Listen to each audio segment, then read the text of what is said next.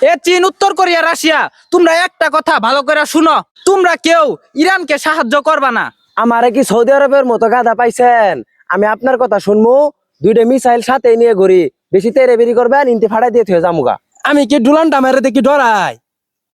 মাঝে মাঝে একটু ভয় পাই, যেভাবে খেপে আছে দুই একটা বন যদি আমার 10 জন মারে। তুমি সৌদি ডোনাল্ড ট্রাম্প একমাত্র খাস চামচা, তুমি ইরানের পাশে জীবনে দাঁড়াইতে পারবা? মুসলিম হয়ে মুসলিমের বিরুদ্ধে যারা কথা বলে তারা আবার কেমন মুসলিম? আল্লাহর গজব ঠিকই পড়বে, শুধু একটু অপেক্ষা করো। এই আমার মেজাজ গরম করায় না তোমরা, এখন কিন্তু দুইটা পারমাণবিক বোমা ফেলাই দিমু সৌদি আরবে।